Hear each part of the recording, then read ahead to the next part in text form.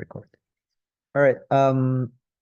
Are there any questions before we start? Today we're going to start lecture 24, talking about orbital angular momentum. But before I start, are there any questions?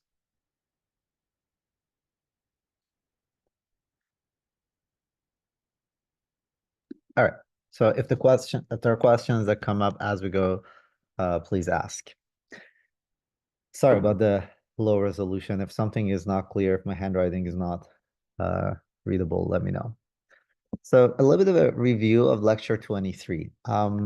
We talked about the Euler angles last time, where we wrote a rotation, an arbitrary rotation in three-dimensional space, parameterized by three real variables, alpha, beta, gammas. These are angles in the following way.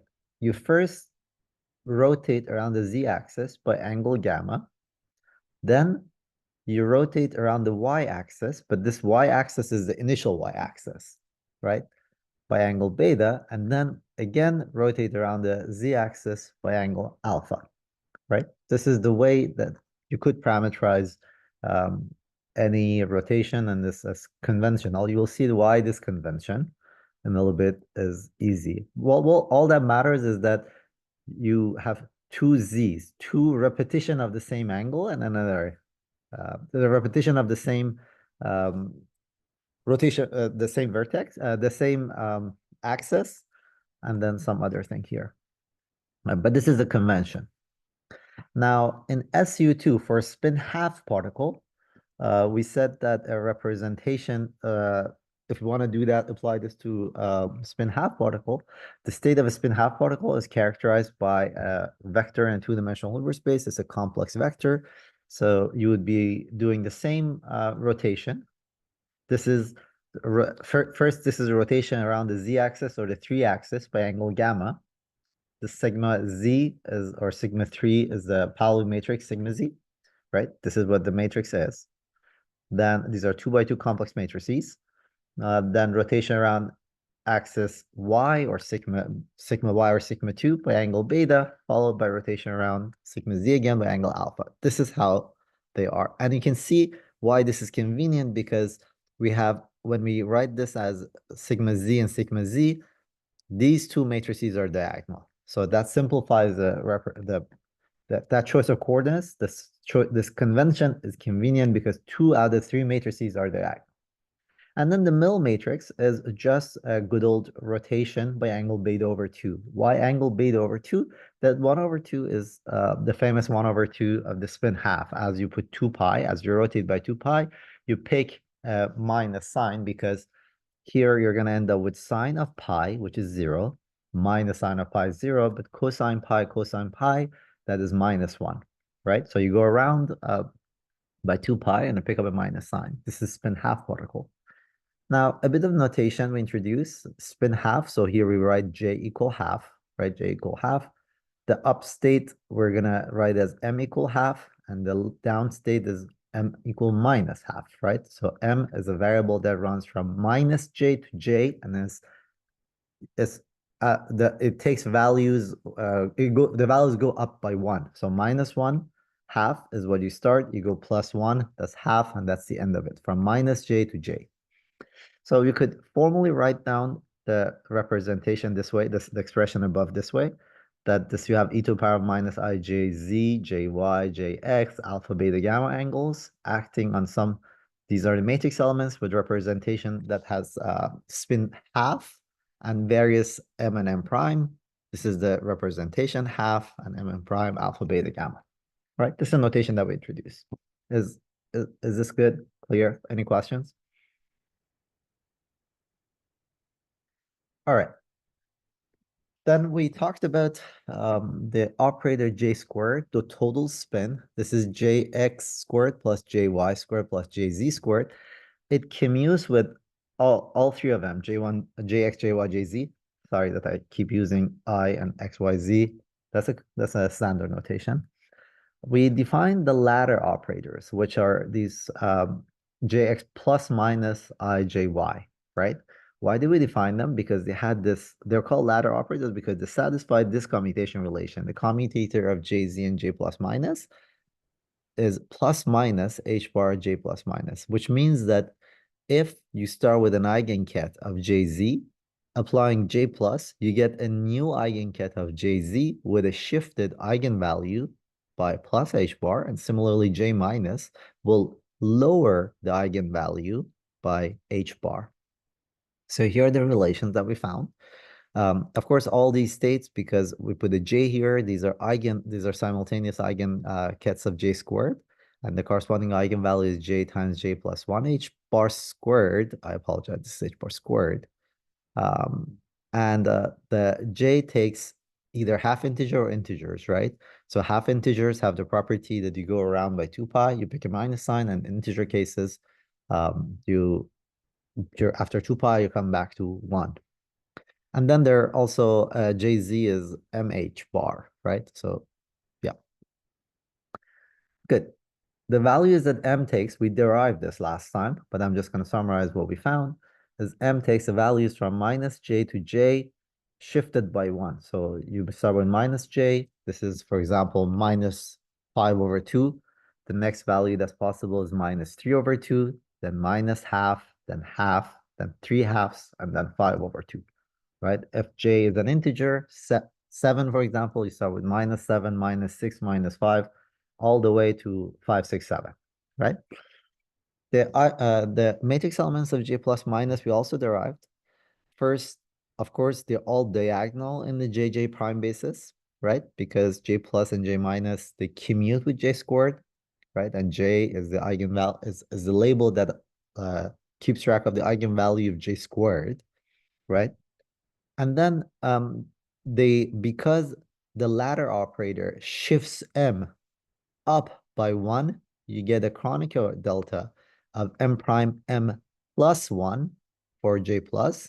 And because J minus lowers M by 1, you get a Kronecker delta of M prime and M minus 1. These coefficients came out of we calculated them from the fact that you wanted the J plus acting on, these are coming from the fact that the resulting states want to have to stay orthonormal. These kits are orthonormal. That's basically a normalization condition. All right, any questions up to here?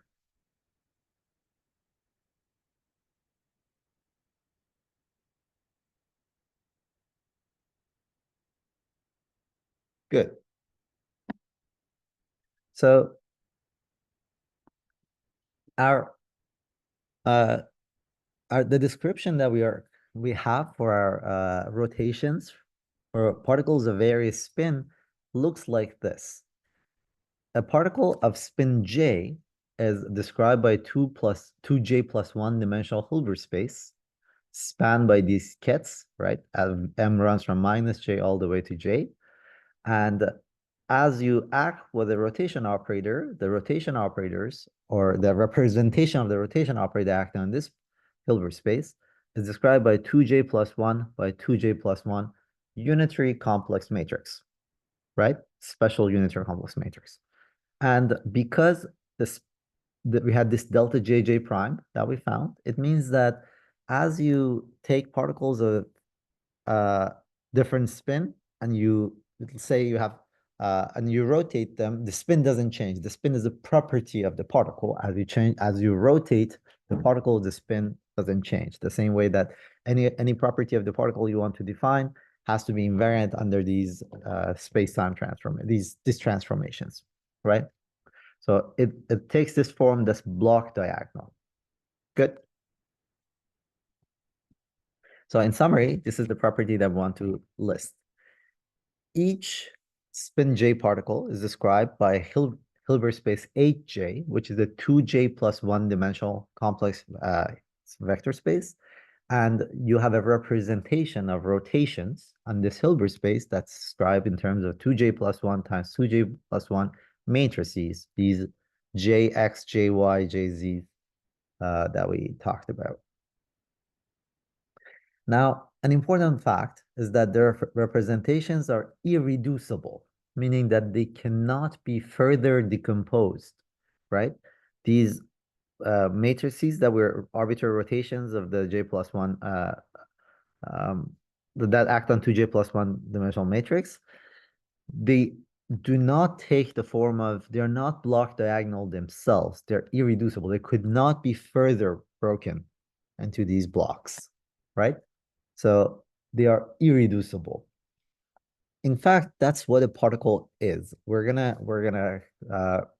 well, I decided that I'm not gonna insist too much on this perspective, but I just want you to point out that the particles of a particle of fixed spin, of course, as you apply a rotation, that rotation is that particle is described by a 2j plus one dimensional vector complex vector space, and the rotations are going to be 2j plus one plus times 2j plus one matrices, but they do not take a block diagonal form, because if they did take a block diagonal form, we could have just taken a k-dimensional vector space. That would have been sufficient, right?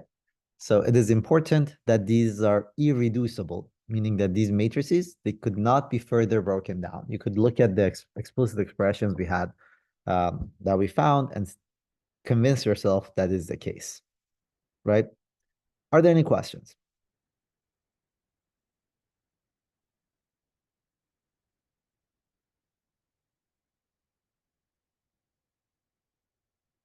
So as you Sorry, apply a, yeah. what's the significance of representation being irreducible? So I was going to describe the physics of this a little bit more. What is a notion of a particle? But I think I decided that let's just say it's a fact for now, right? Let's just say it's a fact, but there's a significance to this. If let me just say it in words and move on. Um, if this the representations were not irreducible, they were reducible, we could write them in terms of two blocks, then we didn't need to model the spinner or the particle by a 2j plus one dimensional vector. You could have modeled it by a k-dimensional vector space. That is, think about it this way. Imagine you had a spin half particle and you modeled your spin half particle that I already told you that you should model by two-dimensional complex vector space, but you picked a 12-dimensional complex vector space, right? Then you start with the kit, which is 1, 0, 0, 0, 0, the rest. As you apply the rotations, you only explore a two-dimensional subspace of it, because let's say it just, well, that's the form of the rotations. It means that the rest of it, the larger Hilbert space you picked, is useless, right? So it would be redundant, and what you should be, it's not redundant, it's just irrelevant to the physics. So we insist on irreducible representation because we're insisting on the smallest dimensional Hilbert space that represents the state, right? But then So wouldn't you miss that like lower right subblock? Doesn't that also act? these are, sorry, this does not decompose, right? That way. I see. Okay. That's it cannot be decomposed this way. This is not possible. That's what irreducible means. Just think about it this way. When we had the spinner, right? All those sigma x, sigma y, sigma z's that we wrote down, there are 2 by 2 matrices for a spin half particle, right? You could put them inside a 17 by 17 dimensional matrix as a block where the rest is trivial. It's just identity, right? You could use that representation. That's a valid representation. In that case, you'll be representing your spin half particle silver atoms by 17-dimensional Hilbert space. But that's somewhat silly. We don't want to do that because those extra dimensions don't play a role. That's why we insist on irreducible representations, right? This is the smallest dimensional Hilbert space that captures the physics that you want. Good? Yeah, that makes sense. Thank you. All right. I will not press this any further. It's a deep statement, but let's not worry much about it at this point. Any other questions?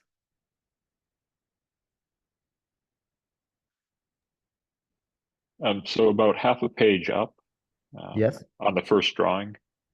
Mm-hmm. So there's sort of like in this picture, kind of three sub blocks there. So I get the Correct. center sub block. What is the top left and bottom right one So illustrating? J is a half integer, right? So start with the smallest possible value for J, 0, right? There's a 1 by 1 block here, which is just a point. This is schematic, right?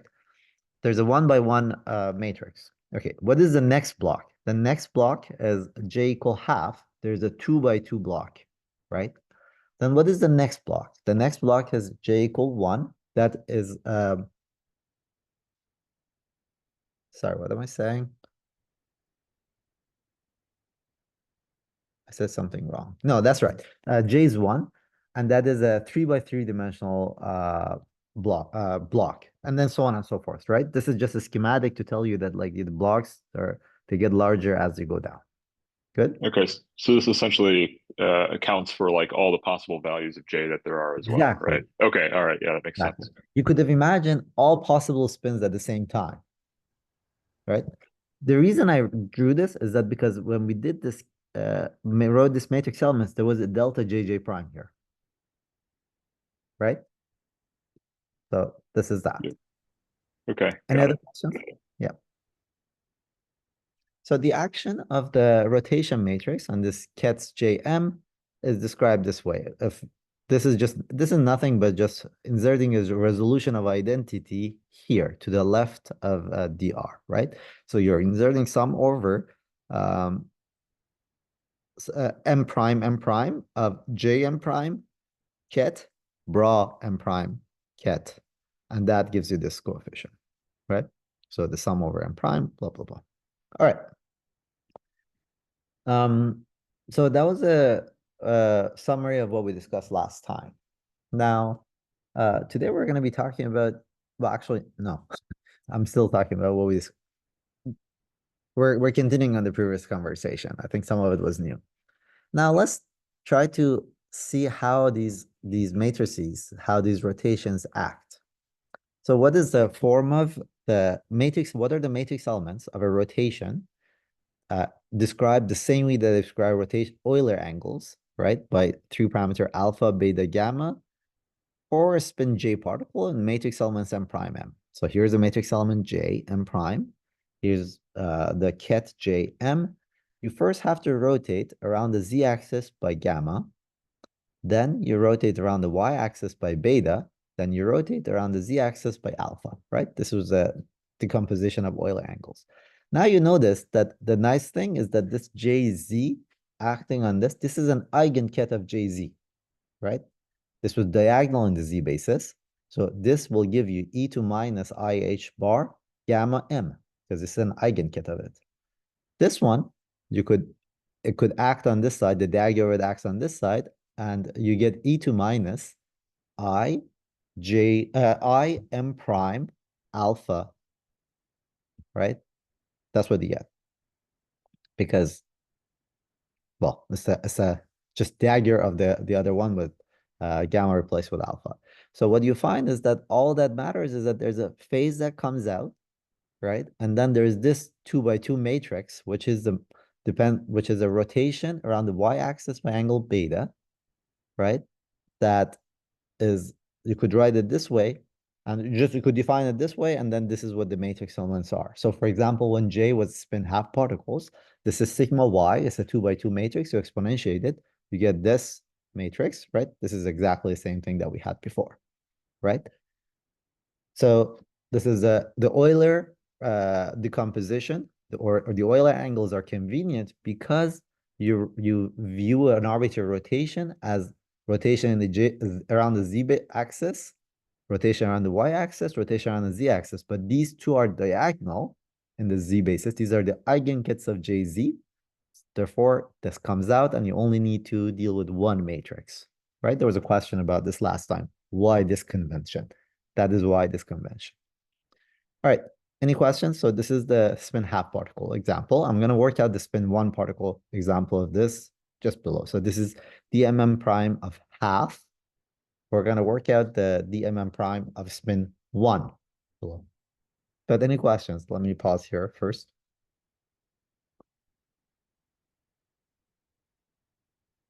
Okay, for the spin 1, how do you calculate this? All I need to know is I need to know the expression. This is general spin, right? I need to know the expression for jy for spin 1 particles. So what is Jy? Jy, by definition, if you recall, is J plus minus J minus over 2I, right? Okay, I gave you the explicit expressions for J plus and J minus. We derived those. You plug them in. This is just like a plugging in numbers for J and M, and you are going to find this 3x3 matrix. So M and M prime run from minus J to J. So J is equal to 1. So we have minus 1, 0, 1. It's a three-dimensional Hilbert space, minus 1, 0, and 1. Right? And this is the matrix that you find if you just plug in the values that we had. So this is the matrix that generates. This is the generator of rotation around the y-axis acting on the three-dimensional complex vector space of spin 1 particle, right? What does it look like when you exponentiate it? When you exponentiate this guy for angle beta, like here, minus I over h bar, it looks like this. 1 plus cosine beta over 2 minus sine beta square root 2. And this is the form of it. We'll come back and derive this equation in a different way later in this course. But at this point, these are just like examples of how to work out these matrix elements for arbitrary spin of particle. So in summary, I'm going to pause for questions in a bit, but in summary, what these equations are telling you is if we said that an arbitrary particle, particles could have spin j. J is either half integer or integer, and fix a j. For example, 27 over 2, right? You want to know how to apply an arbitrary rotation on this 27 over 2 spin particle. That 27 over 2 spin 27 over 2 particle is described by a 28-dimensional Hilbert space. 27 over 2 times 2 plus 1, 2j plus 1. All right, so these vectors, M runs from minus 27 over 2 to 27 over 2, right? These coefficients are what they are. You just plug in the values, and using Euler angles, all you need to care about is just this beta. Then you plug in, you calculate what Jy is for this particular spin. You exponentiate it, and you discover how to apply the explicit form of an arbitrary rotation for this spin 27 over 2 particle. Good. All right. Are there any questions? Because we're gonna do something a little bit different, and I need to explain a little bit what is going on. Is this clear? I have a question. Yes. You said the spin 27 over 2. Is that like is that the how do you distinguish that from a spin 1 or spin 1/2? Well, it is, particle? like you could take a very empirical point of view, right? The empirical point of view, the spin is a property of the particle, right? So you apply a rotation to it, and the simplest way to model that is well, let me try to give you a very explicit answer. How do you distinguish it from it? Well, the simplest way to describe that particle under rotations is using a 28-dimensional vector space. There's no way of representing that in a smaller dimensional Hilbert space. That's sort of the picture. But you have to realize that at the level that we're discussing, at the level of quantum mechanics, spin is a property of the particle that's given to you. At the level of this course, you have no way of arguing from first principle what the spin is. Spin is a property of the particle. Somebody says that you have prepared some Stern-Gerlach experiment, right? And then you're sending a bunch of atoms through it, right?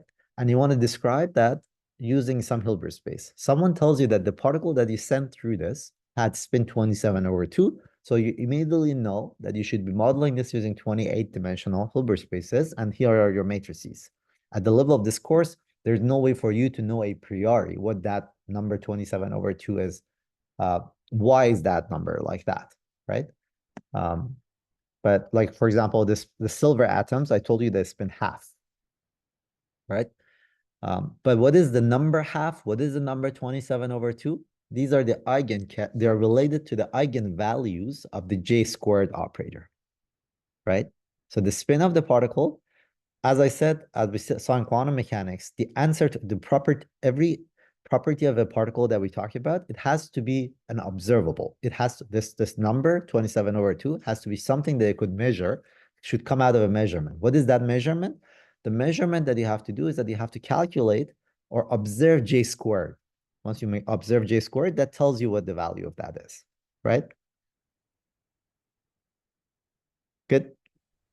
And would a value like 27 or something higher, like, is that reasonable?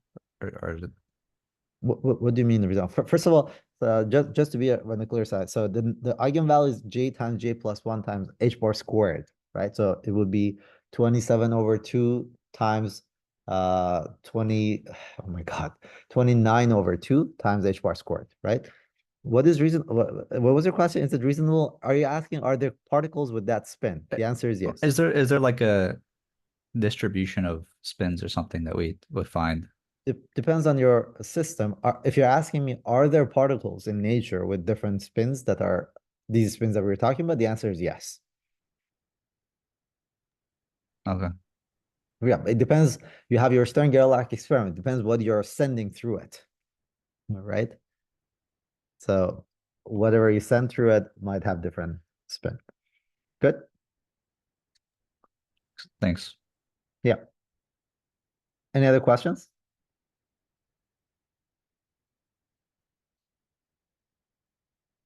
All right. So let me now tell you something. This is a subtle and but very important point. I started the discussion by saying that angular spin is not the same thing. The generator of rotations is not going to be R times P, right? Which was the case in classical mechanics.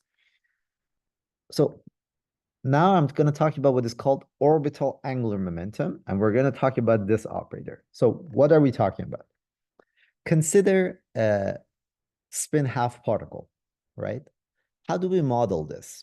The spin half particle has a spin degree of freedom. It's a two-dimensional complex vector space, and that degree of freedom could be up or down or in a superposition of the two.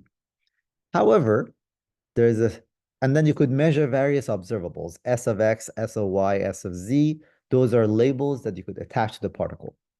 If the particle has other properties that you could simultaneously measure, there are other observables about the particle you could measure that commute with this. You could attach extra labels, extra sticky notes on the particle. One such thing for every particle with arbitrary spin is its position and momentum, right? Position and position. Forget about momentum for now. So position of the particle is something that you could ask simultaneously as a spin. Like you have a spin half particle, silver atom. When you send it through the Stern-Gerlach experiment, that tells you where the spin is. You could also send it through another experiment that tells you where the position of the particle is, and the observables commute. Now, when you apply a rotation, everything we described so far is that how the rotation acts on those internal degrees of freedom that had to do with spin. But these rotations also act on the spatial part of the wave function. So now that's what we're going to describe. When you rotate a particle that has zero spin, you're acting on the wave function part of it, a spatial wave function part of it. And that is the story of orbital angular momentum, right? So, of course, now that we're talking about orbital angular momentum, it does not make any sense for a rotation by 2 pi to result in a -1 sign. We're gonna describe that in a bit, right? But is the distinction clear what spin is and what orbital angular momentum is? Orbital angular momentum acts on the wave function in the position space, whereas when we're talking about spin, we're talking about the action of rotations on this this internal degrees of this vector space, Hilbert space, right? The Hilbert space and space-time should not be confused, right? Wasn't there just an issue with writing down this expression R cross P because they don't commute? Yeah, that's yeah, very good. So we're gonna see how it works. Yeah, very good question. Very good question. That's a yeah. Hold on to that question. That's okay for now. We'll come back to that. Are there any other questions? So what we're gonna do from now on is imagine a particle with no spin, right? These are not silver atoms anymore, or these are say these are not silver atoms. There are some other atoms that have no spin, or particles that have no spin, and we're going to talk about what is the generator of rotation acting on the spatial part of the wave function. So imagine the operator that is R times P, right? As was just somebody just asked, you have to be careful because if this was one dimensional, this would be X and this would be P. So the order matters, right? Sorry. I sorry, my bad. I just said something wrong. If you're in one dimensions, you have no rotations. This, yeah. The point is that this is R times P, but if you change the order, P cross R, you pick a minus sign, right? Because of the right-hand rule. Let me not confuse you. Let me just take this as a definition and push forward. Okay. So this is the definition. These are operators, right? And we're talking about the particle with no spin, and we're gonna see that, well, of course, L as a vector has Lx component, Ly component, Lz components. These are operators that generate rotations, and we're gonna see that they satisfy this commutation relation, familiar commutation relation. But let's see how it works. Okay. All right. So let's expand R times B. So the comment I made before about the order mattering, here it does not come up because of the cross product, right? This is not XP. This is the term when you expand it, LX is YPZ. These two terms commute. ZPY, these two terms commute. Every term by term, these are commuting. But when you look at the commutator of Lx and Ly, you're going to get an expression like this, for instance, right? You could repackage it as ypx pzz, pyx zpz. Now, these guys are non-commuting, right? What is this one? This is minus IH bar, and this is IH bar. They could compactly write it this way, and they're going to be IH bar z. Good? Sorry, did we have this L operator previously defined? Yeah, so um I tried to use the notation J operator, right? If you recall, are you talking about, yeah, which context are you talking? Are you talking about classical rotations? Are we taking this, like this slide, is this taking this as a quantum operator? These are quantum operators. Otherwise, what does it mean to say Right. PZ and Z don't commute? Right? That's why I put the hat explicitly up there. Have we We defined this know all it's before? quantum, right? Because there's H Yeah. bar, there's I. Right. But you're, of course, very right about the fact that if you were doing the classical physics, the generator of rotations, Li and Lj, will satisfy a similar equation with no H bar and no I in them. That would be, so just to clarify, those would be the generators of rotations in three-dimensional real space, right? Here we're talking about the generators of rotations acting on the infinite dimensional Hilbert space where the spatial wave functions live, right? All of these are representations one way or another. Good. So that's why there are these complex relations. Any other questions?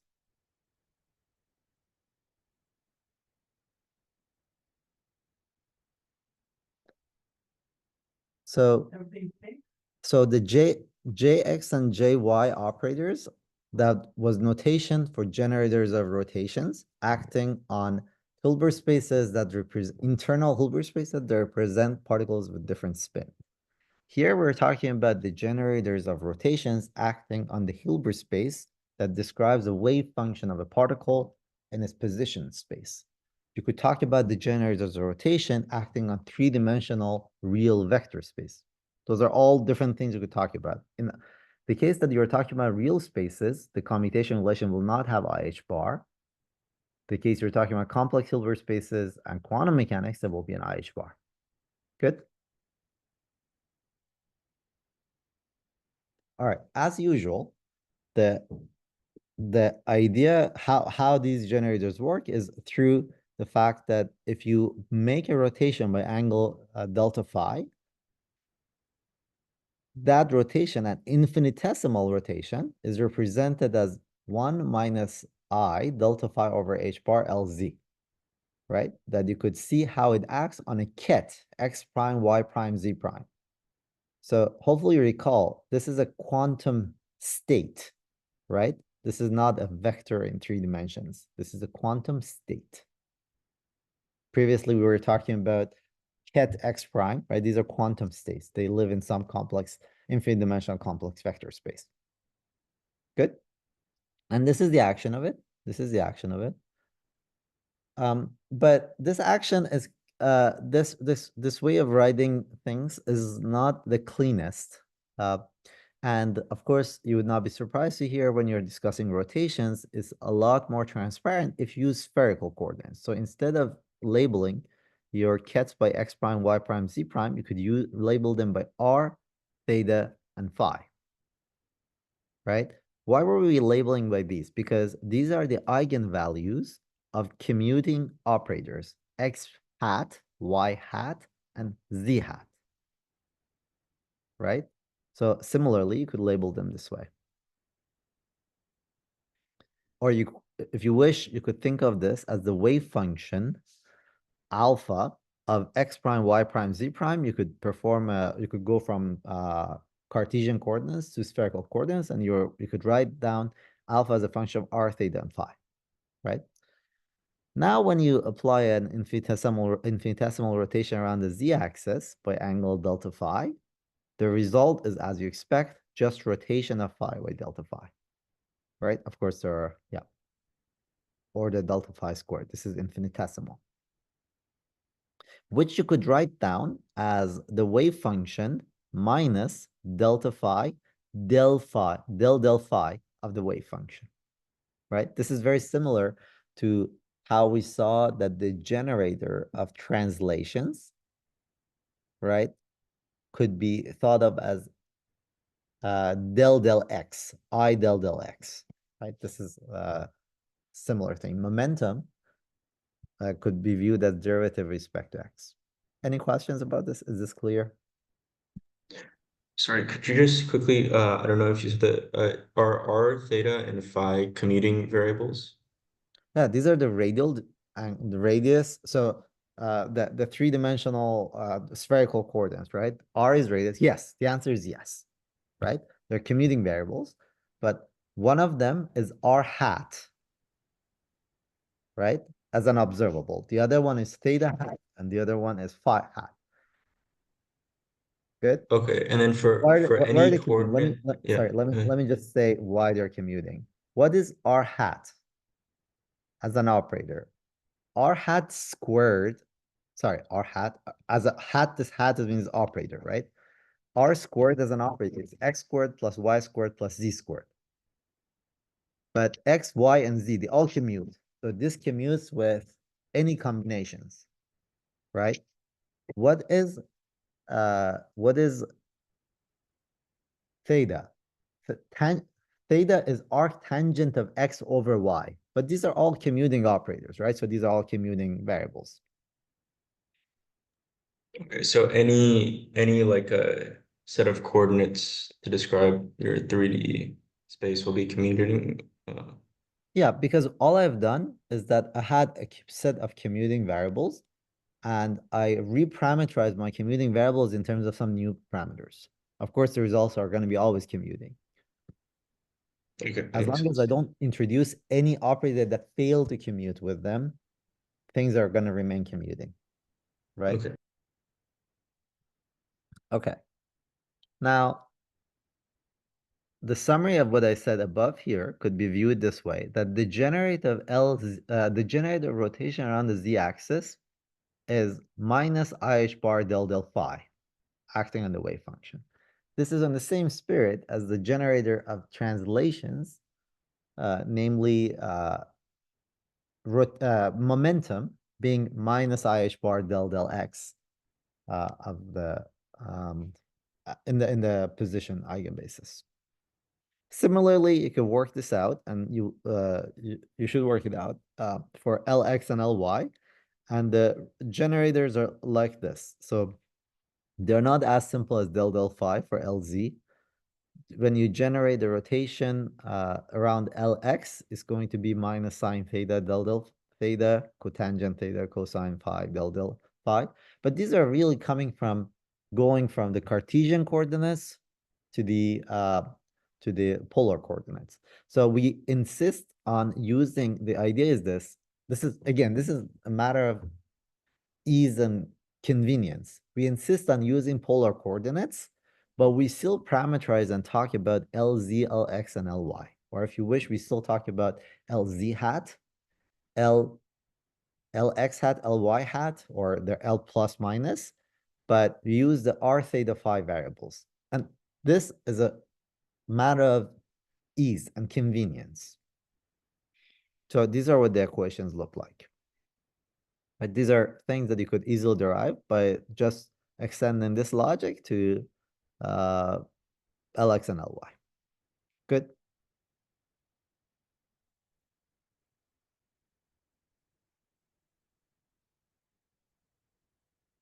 All right. Of course, because L plus minus are defined to be Lx plus minus I Ly, or if you wish, I could define these guys like this is just given. I can always define these ladder operators, and you already know from the algebraic relations, the commutation relations, this definition is going to be useful. But L plus minus is basically their Lx plus minus IH bar plus minus I Ly, and by adding and subtracting them with these phases, you find these two equations. This is sine phi, cosine phi, cotangent theta, sine, cosine, right? You find plus minus I del del phi, cotangent theta, del del phi. What's important is here that these cosine phi, so let's pick one term. Let's take Lx, right? The first term has sine phi. When you added plus ILY, that's sine phi, or sorry, I sine phi, is going to be added to cosine phi. That's going to give you e to the power of I phi. The dagger of it, the star of it, L minus, is going to have to e to minus I phi. This is what's going to happen. Good. So this is what L plus minus are. Now you could define L squared, which is LZ squared plus, or L squared is LX squared plus LY squared plus LZ squared, but you could write it in this intelligent way. You could write it LZ squared plus half L plus L minus L plus. We saw that this rewriting is helpful in deriving explicit matrix elements for L plus minus. So that's what we're going to do in the next step. So what is L squared? Well, I gave you what the expression for LZ, L plus, and L minus is. You just add them up in this combination. You're going to find minus H bar squared, 1 over sine squared, del phi squared, 1 over sine theta, del del theta, sine theta, del del theta. If you are very familiar with the Cartesian, with the polar coordinates, you immediately realize this is the angular part. This is the angular part of the Laplacian. But we're going to go through that. But I'm going to make a pause here and ask for questions.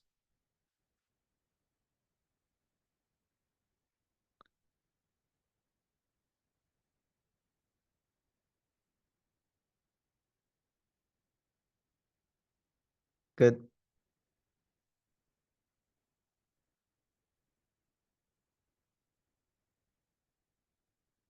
All right. Let me summarize actually. I don't want you guys to get lost.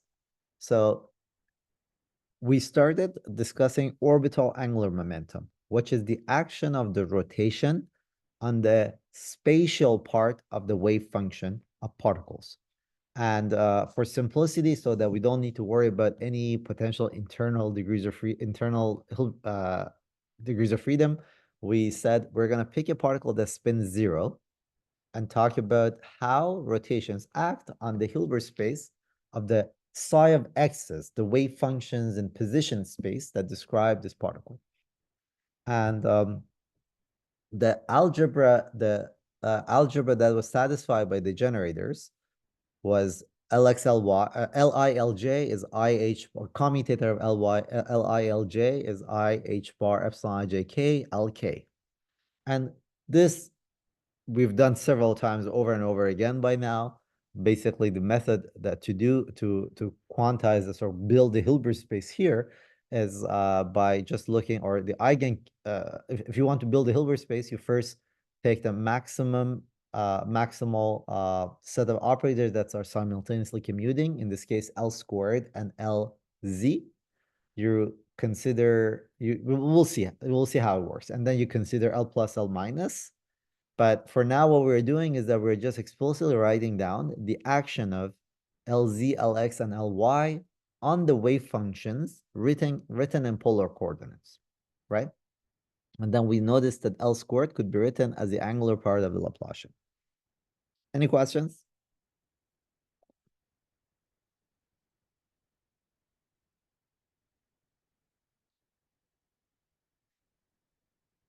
All right, here's an important identity. Let me define, so these are operators. It's an operator equation. Let me define x squared to be x dot x. I mean, that is pretty clear what it is, right? That's x squared plus y squared plus z squared. You might as well call this r squared, right? And then define x dot p squared plus ih bar x dot p. Here, notice that now the order matters, right? Because now you're writing xpx, ypy, and zpz, and the commutators matter, right? But we're picking a particular order. We're writing x dot p, not p dot x, right? Here we're writing x dot p and not p dot x. This is an interesting identity that you can prove and you should prove. The proof is like one line. Just expand these terms, right? You know what the expression for this L squared is. This Lx squared plus Ly squared plus Lz squared. You know the expressions, you expand them, and you find this identity. So do that for yourself, show it. But let's look at this expression term by term. What are we trying to accomplish? We had an expression for L squared. This is that differential operator, right? Now I want to write down the right-hand side and relate that differential operator to the right-hand side here, okay? Good, so let's discuss this term by term. Let's pick x dot p. Now, we already know what this is like. So this is xpx plus ypy plus zpz. Each of those, so for example, px would be minus ih bar del del x. Py would be minus ih bar del del y. So when you write it as a dot product, you're going to get minus ih bar x del del x plus y del del y, z del del z, that you could write as x dot nabla, right? This is the, what do they call it? The gradient. Yeah, I think it's called gradient. Yeah, gradient of the wave function. But you could also write it as minus ih bar r del del r. This is another thing, another way of writing it.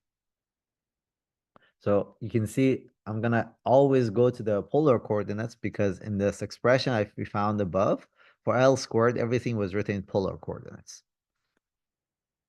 Each of these lines of algebra, even though they're straightforward, you should do them on the side and convince yourself these identities hold. Now, the second term is this guy. So let's calculate that.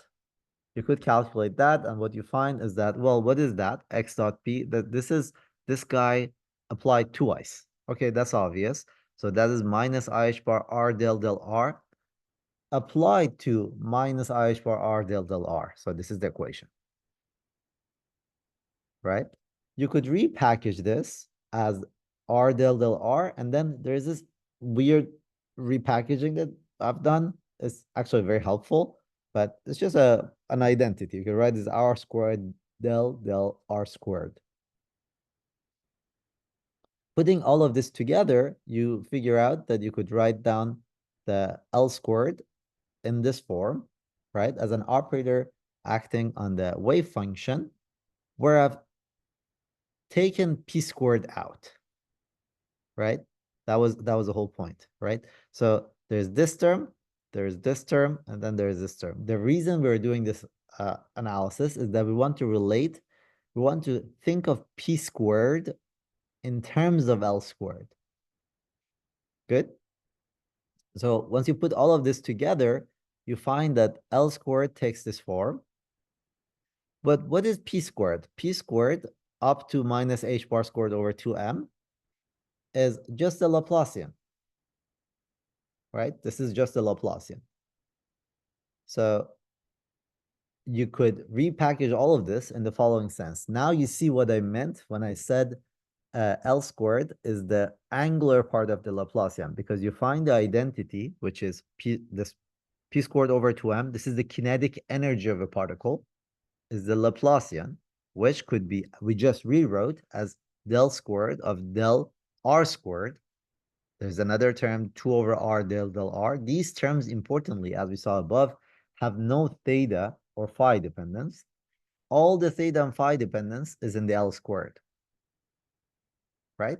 So we wrote down the momentum, the kinetic energy of a particle in 3 dimensions as a bunch of operators that are in the radial part of the momentum. And here is the part of the momentum that kinetic part that has to do with the angular part. So that's the angular part of the Laplacian, right? So we split it in this way, and L squared captures exactly that angular part of the Laplacian.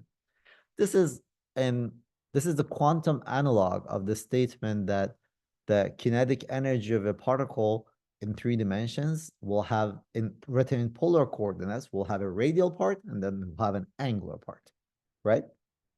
So that is basically the same thing. Any questions?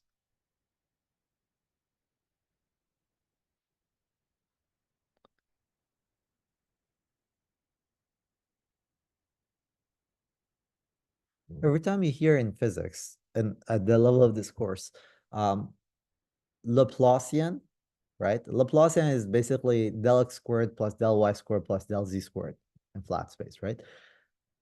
As a physicist, what you should think of is Laplacian up to this minus h squared over 2m is the kinetic energy of a free particle propagating, moving around, right?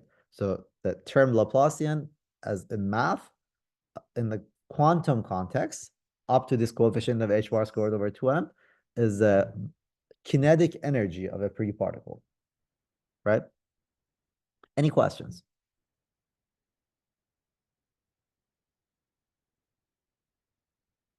Good.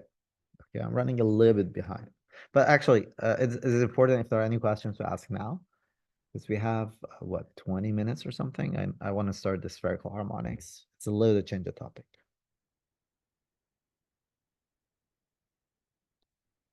Good. So consider a spinless particle subject to a spherical symmetric potential.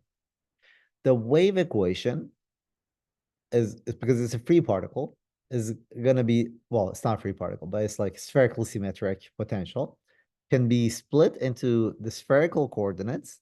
It's separable in spherical coordinates. So you could write the wave function in terms of a radial part times a part that depends on theta and phi, right? And this radial part is going to be related to the energy is going to be labeled by the total angular momentum, L, right? and n, well, these are quantum numbers that fix the total angular momentum and energy, right? And then there will be part of the wave function, which is depends on the angular part. These are going to be labeled by the so-called YLMs, right? And they come up in solving the Schrodinger equation, eigenstates of Schrodinger equation, so finding stationary states for potentials that are spherically symmetric, meaning that they commute with LZ and L squared. They come up every time when you look at the eigen states of Hamiltonians that have rotation symmetry. Good. So there are three quantum numbers. The L and M should be familiar, and N is, this is the if you recall, and when you quantize hydrogen atom, in your quantum mechanics courses, these are those quantum numbers that came up over there. By the way, would it be helpful to you guys if we go over the quantization of hydrogen atom quickly? Not today, but like in a lecture. I was not Yeah, planning. it'd probably be good to see. Okay, so let me take notes. Yes, that would be helpful. I see. Okay, so quantization of hydrogen atom, I will have to squeeze in a lecture. We'll see how it will work. I'll try to squeeze in a lecture or maybe half a lecture about quantization of or radially symmetric potentials. I was not going to do that, but okay. All right, thanks. Yeah, because I don't remember. I'm not sure how much of that quantum mechanics you guys remember. And so I guess not all of you have taken undergraduate quantum mechanics. So, all right. So since LK and L square satisfy the commutation relations we saw earlier, these kets LMs, their eigenket of L square, you could label them by the eigenkets these are the simultaneous eigenkets of L squared and LZ, right? They satisfy these relations, L times L plus 1 H squared, and LZ acting on it is MH bar. As before, the range of M is from minus L to L. It takes 2L plus 1 dimensional values, 2L plus 1 values, right? So this describes a 2L plus 1 dimensional Hilbert space, right? But now these are just eigenkets of a particle with spin 0.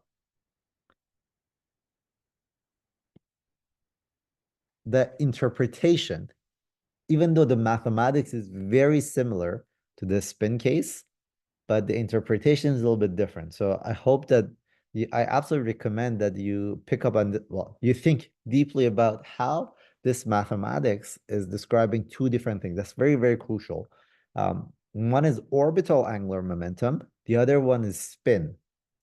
And the mathematics is very similar.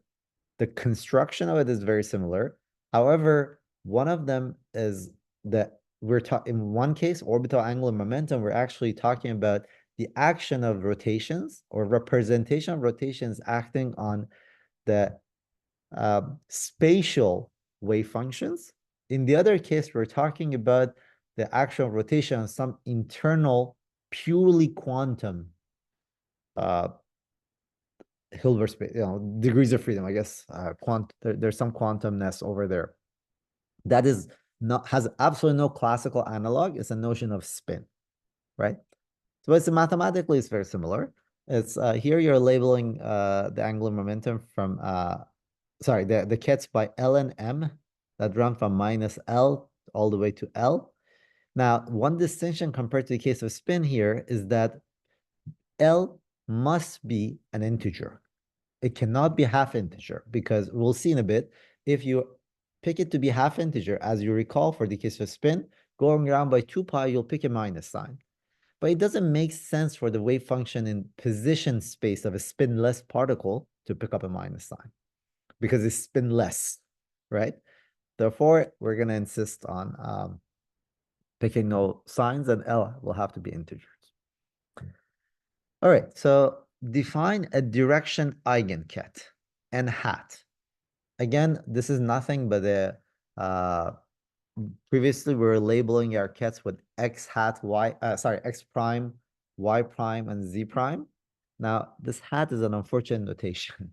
This hat means a unit norm vector, right? This has nothing to do with operators, but hopefully you recall that the inside we're labeling our kets by classical variables. These are the quantum numbers, right? So this has nothing to do with the operator. It's just that means a unit norm vector. So what are YLMs described quantum mechanically?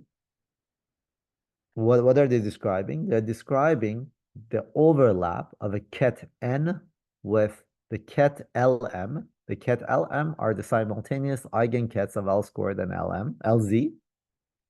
And ket N is a vector, a unit vector on a sphere that is described by, of course, in polar coordinates theta and phi, right? This is what YLM is. So to find is the amplitude physically is to find the amplitude to find the ket LM in direction n hat, right?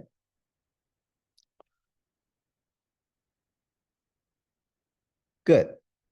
So what is LZ? We said that LZ written in polar coordinates is minus IH bar del del phi, and that's minus H bar. So we could try to, well, look at this side of equality. This is the differential equation you have. That's pretty easy to guess.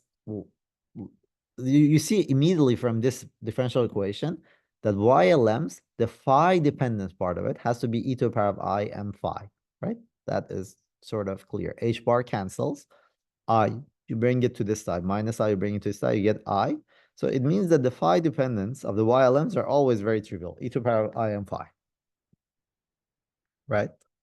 Here you see immediately again that m better be an integer. Otherwise, by rotating by 2 pi, you're not going to come back, right? This is a spinless particle. That's not allowed for a spinless particle. Spinless particle, as you go around, the wave function must come back where you started.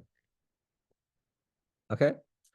So now the eigenvalues of L squared is L times L plus 1 H squared, which you could, now we saw what L squared is. It's this differential operator. There was a H bar squared. You bring this to the left-hand side. You find that this differential operator acting the YLM has to be 0. Now here, at this point, you could just go ahead and go look at a book on differential equations, and this is a partial differential equation. You could solve the partial differential equation and get the answer. The same way that, so I want to draw an analogy between this and the simple harmonic oscillator. In the simple harmonic oscillator, we could have written down the Schrodinger equation. It's a partial differential equation. We could have just tried to solve it. But we said that that requires some tricks in differential equations. That's not necessarily the quickest or the most informative way of doing things for a physicist. We used the idea of creation annihilation operators, so raising lowering operators to solve that differential to find those eigenkets, right? We constructed the Hilbert space and these eigenkets that we call them in the case of simple harmonic oscillator as ket n, right? The particle, the nth excitation that had energy n plus half h bar omega using the raising lowering operator. So what we're gonna try to do is to try to solve this equation, but using raising and lowering operators. Okay, and of course we are going to be interested, and if you remember over there, there was always in the simple harmonic oscillator, there was a idea that we wanted our kets, the eigenkets, to be normalized. Here, the normalization condition, this ket LM, well, this is the normalization, right? LL prime has to be an MM prime. This should be orthogonal. Now, it's a couple of lines of algebra. It's just polar coordinate transformation to convince yourself this equation, the left-hand side of it, well, the left-hand side of it means that there's an integral over phi, of course, right? There's an integral over theta that could be repackaged as in this particular form. This is not also all that weird because, yeah, hopefully you recall what this was. This is sine squared theta d theta from 0 to pi, and you could repackage that by change of variable as d cosine theta minus 1 to 1. Of course, these are the YLMs, right? Are there any questions? What have I done, by the way? I've inserted a resolution of identity in the middle, right? When I insert a resolution of identity in the middle, I get L prime M prime ket n hat. That is this guy, Y L prime M prime theta phi star. The second term is ket n hat LM. This is theta. Well, my handwriting is pretty bad. This is a YLM. Now the integral, this is solid angle integral. So this is actually in 2 plus 1, it could be very explicit about this. This is d phi minus 0 to 2 pi integral of sine squared theta d theta from 0 to pi that you can repackage this way. Good. So these are your orthogonality relations. All right. To find YLMs, we're gonna use the following. So first, you know that M runs from minus L to L. So the largest value you can take is L. So you take ket LL, and you know that L plus, which is a raising operator, acting on this should give you 0, because you could not further raise L, right? This is the highest M possible. All right, that means that you write down what the operator L plus is. It's just this differential equation has to kill this wave function. So the YLM acted by this differential equation has to the YLM with YLL has to solve this differential equation. We already know that the phi dependence of YLL is e to the power of IL phi. We just derived this.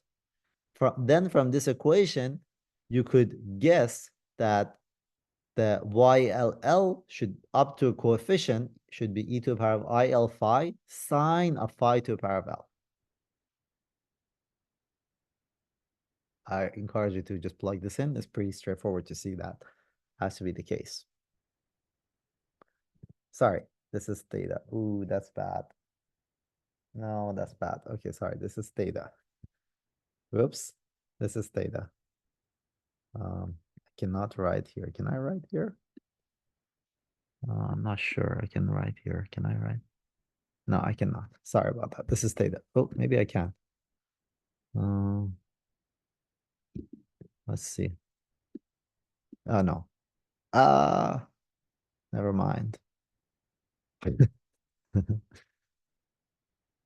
right, I don't know how to undo this, so we're just gonna pretend it never happened. Good.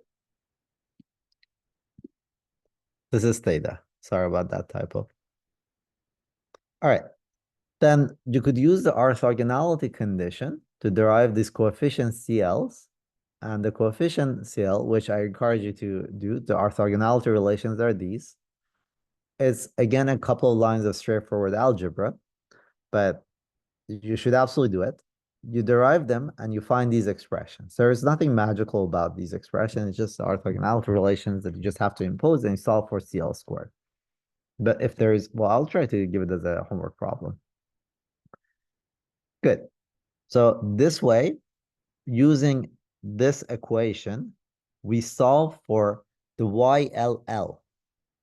Now, if you want to start from YLL and find the YLL minus 1, you have to apply to YLL the lowering operator up to this coefficient, right? Because if you recall, lowering operator was lowering the state and multiplying it by a matrix, which is that matrix. That value, sorry, by that value. So this is the expression you should have. You could write down, if you know YLM, you could derive the YLM minus 1 by using this equation. So we know YLL, we could just apply this relation and one by one lower, look at LL minus 1, LL minus 2, LL minus 3, and so on and so forth. When M is non-negative, the result of that is this differential expression. This is an expression for YLMs, right? As these are coming from, so let me clarify. So L minus, if you look at the structure of L minus, it has a bunch of del thetas and del phis, right? The part that's crucial is del thetas, actually, because we know the dependence on del phis. You could package the del theta part of it this way by applying L minus 1. So here, to get YLM, we have applied L minus 1, L minus to the power of L minus M, right? To YLL. So this is that expression.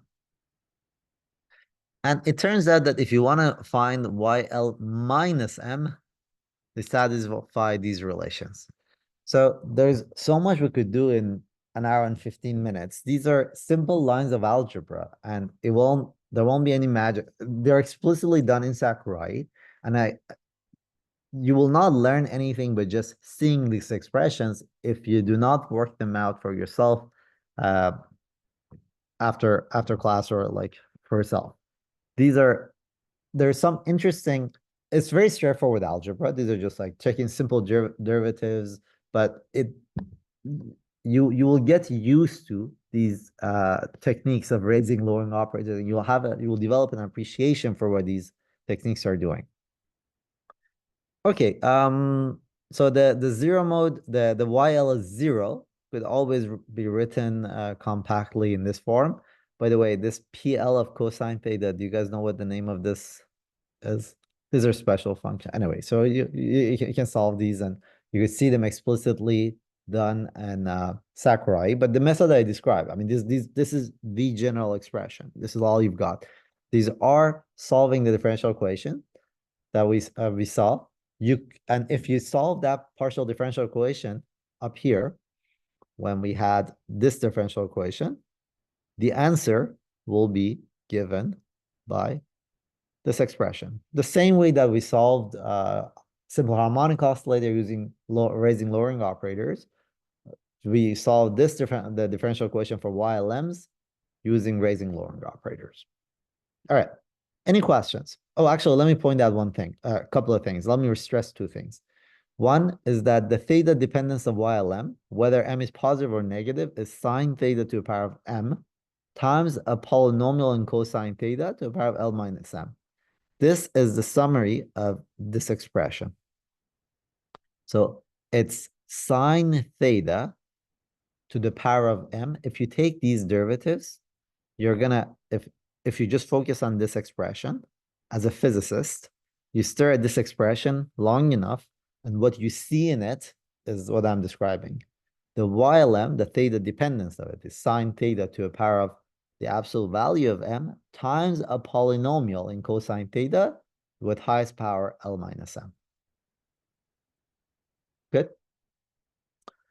We said before that L, I don't know why this is now doing this. Okay. We said before that L cannot be half integer, because if it were half integer, the phi dependence of it will give us -1, and the wave function will not be single valued. That's not allowed because the particle has spin 0, right? That was starting point. We're talking orbital angular momentum, right? Good. All right. Are there any questions? We're at the end of this lecture. And are there any questions? Let's pause for questions, and then I'll summarize what we did.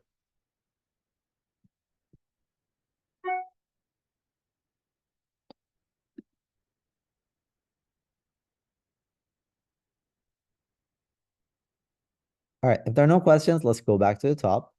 What did we here? What did we do? We basically reviewed our discussion of the action of rotations on particles of different spin. We saw how to we use Euler angles. Let me just go here. Yeah, we saw the action of it. We said that the particle of spin J, this is all the Hilbert space that has nothing to do with the spatial coordinates, right? This is just some internal Hilbert space. This is spin degrees of freedom, which have no classical analog. This is purely quantum.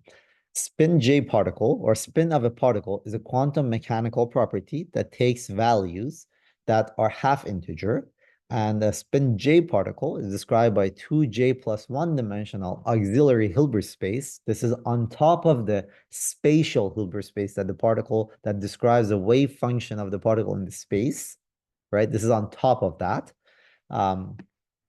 Then when you apply rotation, putting the spatial part aside, it acts on this auxiliary spin degrees of freedom in the following way.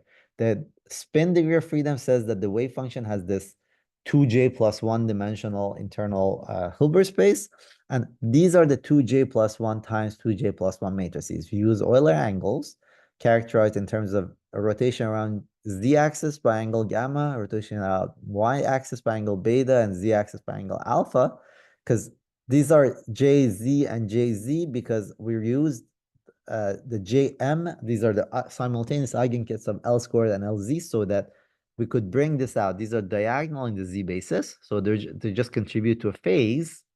And all you need to care about is the matrix elements of a single matrix, which is exponential of jy, right? We worked this out, these matrix elements in the case of spin half, which was just rotations, this rotations that come back after 4 pi. And then we worked it out in the case of spin 1 particles, which was spin 1 particle, which is this 3 by 3 matrix. Then we talked about orbital angular momentum, which is the action of rotations on the spatial part of the wave function. And for simplicity, we're talking about spins, of course, that particles that have no spin. But this is actually how the wave function, the spatial part of the wave function transforms around rotations. There again, rotations are generated by these generators. They're angular momentum. They're related to R cross P. There's no order ambiguity here, right? Because we expanded it. We expanded, and the terms that you find are ypz, zpy. These guys commute. However, when you look at the commutator, you end up with pzz, pzz, zpz, and those are minus IH bar. That hence this commutation relation that is quantum mechanical, right? Then we said it's more convenient to work in radial coordinates. We saw that we wrote down the expression for LZ, LX, and LY as differential operators, right? Acting on the wave function. We saw that when you write down the expression of L squared, this ends up being the angular part of the Laplacian. We describe what that means. And then finally, for a spherically symmetric Hamiltonians, we saw that we derived explicit expressions for the YLMs, what they are. And they are the simultaneous eigenkets of L squared and LZ, and we described them using this. They solve this differential equation, and we use lowering and raising operators to write them in the following form. This is the results, finalized results. Are there any questions? Sorry that I went over time.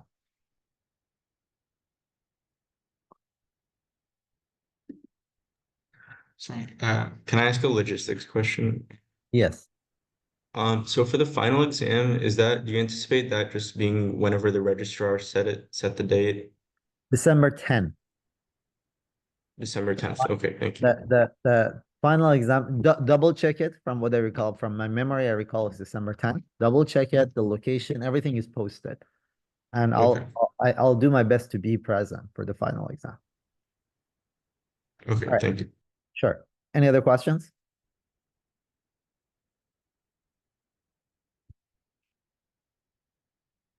All right. If not, thank you so much and have a nice day. We'll be in person on Thursday. See you guys. Thank you. Thanks, guys.